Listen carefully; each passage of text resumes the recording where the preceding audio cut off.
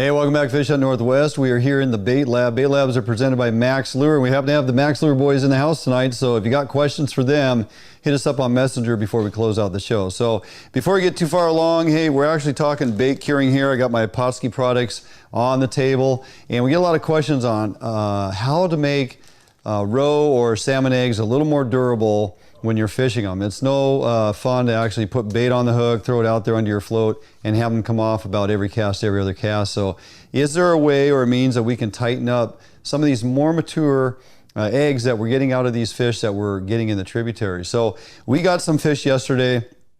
I went ahead and cured up some of the eggs last night. So this will be a two-part. I can show you finished product and how we take care of finished product and prep them for fishing the next day. So we're going to start off doing that. And then also I have some uncured roe from the coho yesterday. We're going to go ahead and cure up with this recipe that I utilized for this exact process. First, when we get to here, after we've cured the eggs, they've reabsorbed about 80 to 90% of the juice back into the eggs. They're ready to do a couple things. I could actually freeze these in the bag for short-term freezing without vacuum packing. I can put them in the fridge for a few days or a week if I know I'm going to fish them. And or these would be ready to fish tomorrow. They've cured for close to 24 hours, and by 48 hours or so, these things are ready to fish. If I was going to fish these now, because they're done at this room temperature rate of curing, and I'll get into that in a minute, I would simply put them in the refrigerator like this and have them ready to go in the next day or two. So, but first, okay, I get these out the evening before. I'm going to go fishing tomorrow. Here's how I'm going to package these eggs up. So there's a little excess juice left on these eggs. This is my colander. I usually put it over a garbage can, but here on this pan for demonstration, we're going to dump these eggs into the colander. I want to drain off some of this excess juice, and I want to toughen these eggs up just a little bit. You can see how nice and plump these eggs are. The cure is in the skeins. Some of these were butterflied. Some of them were left just intact as they are because they are opened up enough for the eggs, for the cure to get into. I'm going to turn these in my colander, egg side down, skin side up. I'm allowing some excess juice to drain out of these, okay? And I would let that sit over the garbage can for an hour or two and just let that excess juice drain off of these eggs. And so we're going to set that over here while this drains, and then I'm going to show you how I tray those up, getting them ready for fishing if I was to fish these the next morning. Before we get there, we have a couple skeins here that we got out of a coho yesterday, and you can see that these are fairly mature. You can see how wide open these are. If this is in a fish in the ocean, you're going to see that that skein is much tighter. The skin is tight on the sides and the skein is opened up. But this fish is well up into the river, up into the tributary, and as that skein begins to mature, you can see how much more opened the flaps and the folds of the skein actually is, okay? I don't need to butterfly this skein. I don't want to open it up any more than it already is. It's open wide enough to take the cure that I'm going to put on it. This skein here, the smaller of the two, is a little bit tighter. I may choose to butterfly that, although looking at it, it's fairly loose. I may just leave it as is. This one here, I already removed most of the blood yesterday. So real quickly, we do have a little bit of blood left in this skein, and it's really easy to do. I can take the side of the edge of my knife here, and I can capture these small veins up top here and push. We can push the blood back down to this bottom vein here, all the way along the egg, and I can move that blood down the skein, and I can pop a little hole right there on that vein wherever I choose, and simply with a paper towel I can wick that blood away off of the skein. You can see the blood coming out of the skein right there. So just taking a little extra time and getting the blood out of the skein, and we can do it both directions, or you can push it all the way to the end if you want, but it's really just that simple. It takes a couple minutes. It cleans the blood out of the skein. The eggs will cure and not spoil on you. However, blood is one thing that doesn't really cure very well. So we want to try to remove as much of that as we can, all right? So I now have this mature skein here. This one here, for demonstration purposes, if it's a little bit tighter and I don't think the cure is going to get into the skein, I take a very sharp knife or my scissors. Butterflying means we're going 1/2 to 3/4 of the way through. See how it just opens that skein up a little bit more by cutting the intact skin, okay? So now both of these are in a good wide open position here to accept the cure. So let's talk a little bit about the cure.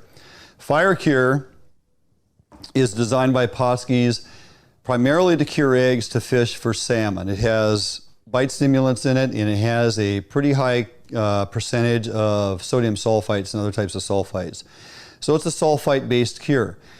A very good cure, and fish respond to it very well. I typically use this cure on eggs that I get out of fish from either the saltwater, Columbia River, early in the main stem portion of their travels where the egg skeins are still tight, okay? Because it really doesn't do a lot to tighten up the skin on the skein, and you end up with a skein that is cured, but albeit a little bit looser, tends to tear apart, come apart easier.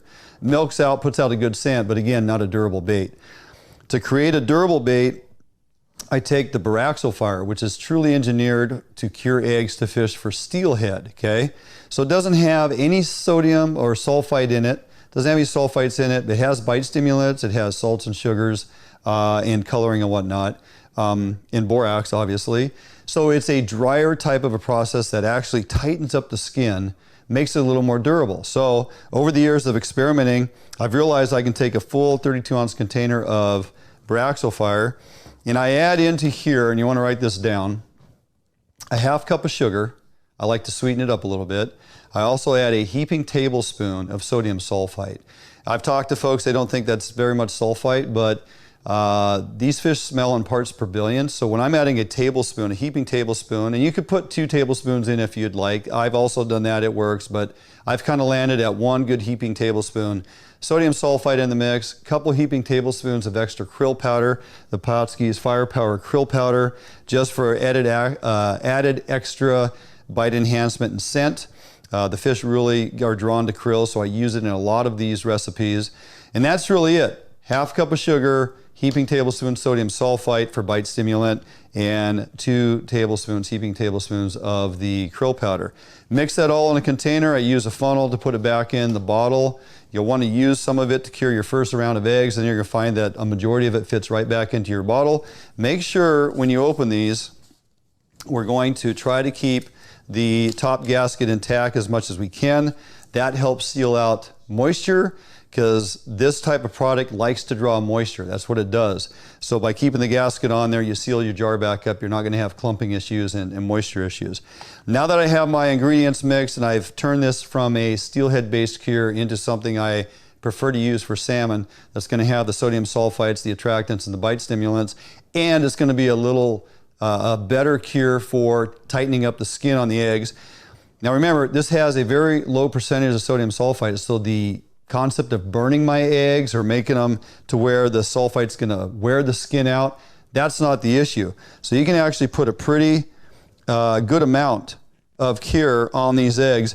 And I no longer flip them over and do both sides. I put the cure on the one side in a pretty generous amount to cover that up. And you can see the moisture begins to come through that pretty much instantly. It attaches to the moisture on the egg and begins, it's already started the curing process. I do it on paper towels for a couple of reasons. My hands are relatively clean, although I always wear gloves when curing eggs because it makes a mess and I don't want my human scent all over the eggs. Although we put so much stuff on there, I really don't think it matters at this point. But just for cleanliness, I do it on paper towels, and then I'm able to fold these up. I simply grab a Ziploc bag. I like to cure in Ziploc bags because I can tumble and move my eggs around, mixing up the cure pretty thoroughly. And on the paper towels like this, I can really just lift that up and dump it right into the bag, wad that up, and look at my area is completely clean. My hands are clean. I didn't have to get it all over me by trying to get that cure on there.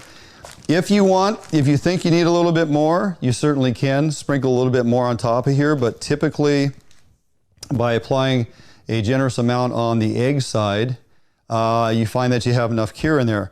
Now, one thing I do like to do, I put 2 skeins in here. So typically to help with the mixing process and create a little more juice, and it absorbs more juice than it kicks out, because I always add nectar, which is nothing but 100% egg juice. I always add nectar to my powder cures. It helps to move the powder cure around in the eggs and gets in between all the folds on the skin, and really gets the eggs to create more volume. The eggs will actually take in more fluid than they kick out, and you find the eggs actually plump up even more by adding a little bit of egg juice. How much?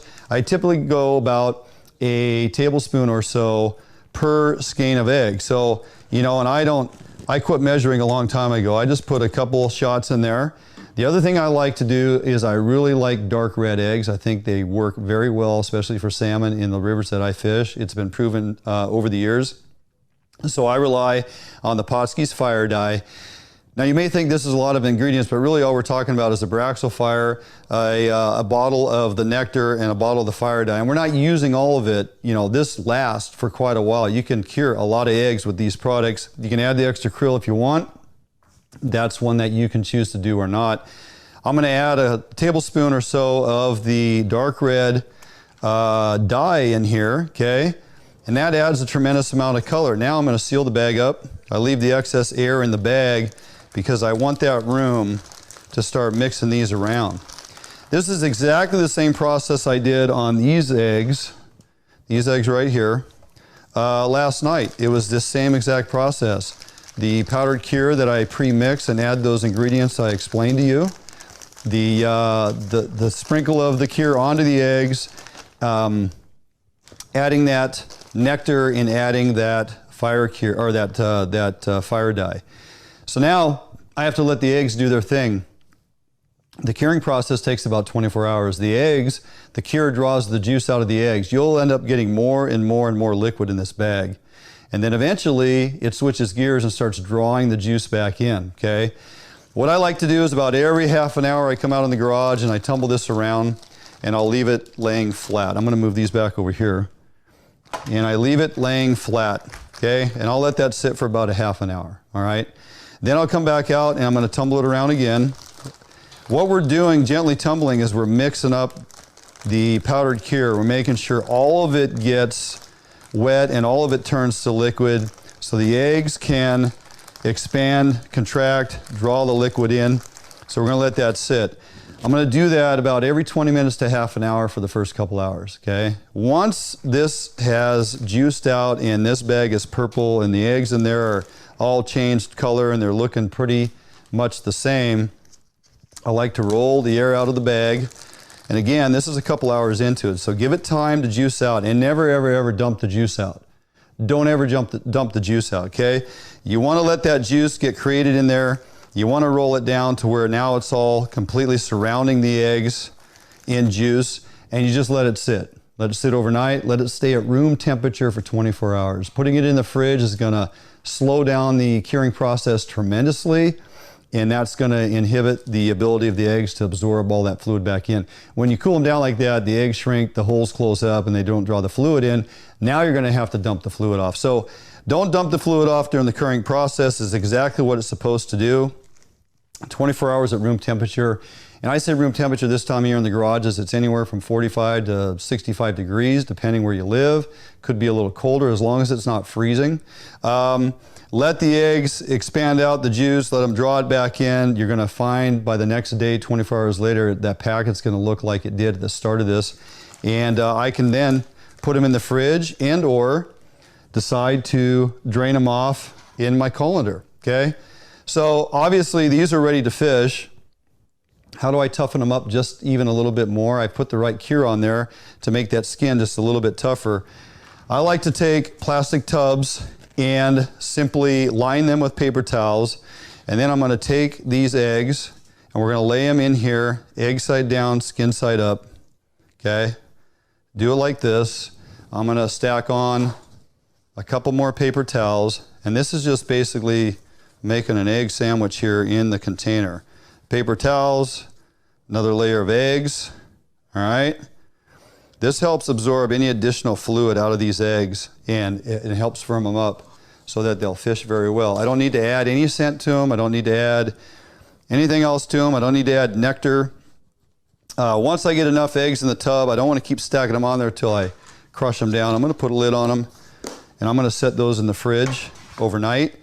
And that's how I'm going to put them in my boat the next day. Now, if you want to pre-cut all your baits, you can pre-cut your skeins, you can put them in paper towels and tubs, and have your pre-cut pieces ready to go. If you don't use a bait box on your belt and have scissors available, if you want to have this tub in your boat and have all your baits pre-cut, you can do that. If you want to leave them in full skein size, you can do that.